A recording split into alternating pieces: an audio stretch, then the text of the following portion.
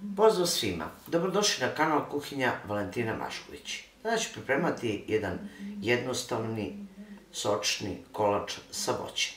Obično ovaj kolač pripremamo sa višnjama, a ja ću ovoga puta kolač pripremati sa pečenim šljivama.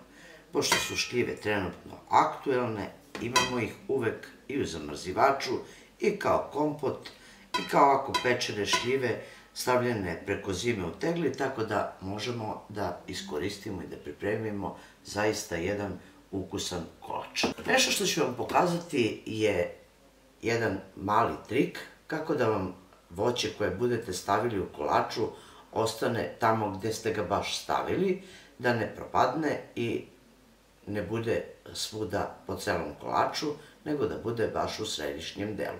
Zato ostanite sa mnom na kanalu da u produžetku videa pogledate kako ću ja pripremiti ovaj kolač. Potrebno vam je 5 do 6 jaja, zavisi od veličine. Odvojila sam belanac, stavit ću u posudu i ono što ću prvo umutiti je belanac.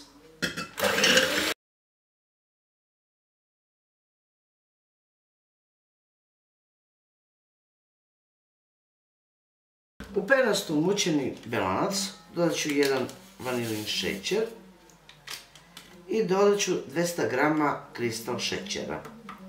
Mutite mikserom i u mlazu dodajte šećer.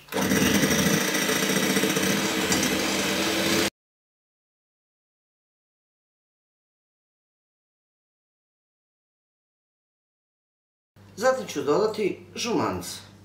Nastavite dalje sa mućenjem. Nakon što umutite, dodat ćete 150 ml običnog mleka ili jogurta. Zatim dodajte 150 ml ulja. Sve to kratko sjedinite mikserom.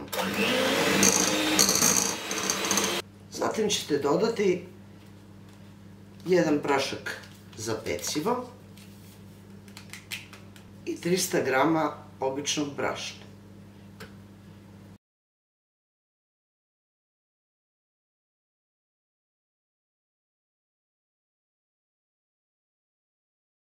Sjedinite mikserom na najnižoj brzini špatulom ili ručnom žicom. U ispečene šljive dodat ću 2 kašike pšeničnog griza,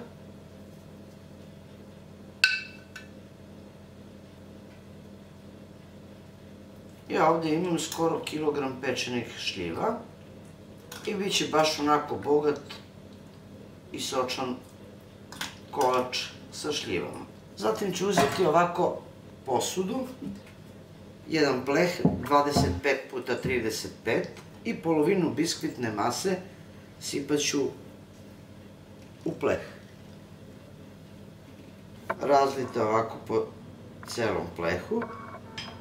Pleh sam pouljala i posipala brašnom.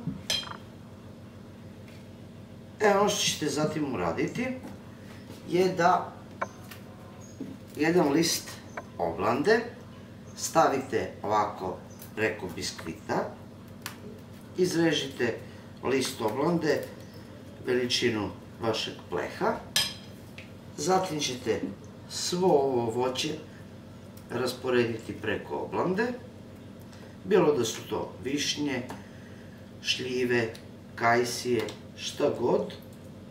Zatim ću preliti drugu polovinu biskvitne smese.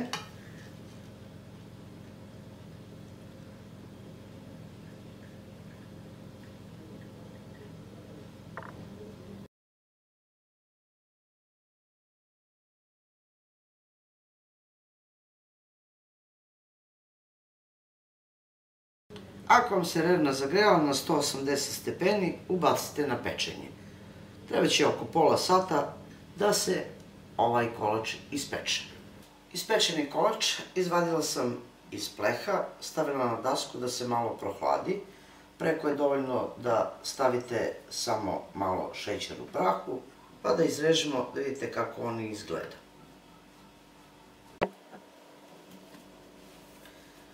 Sam izrezala kolač.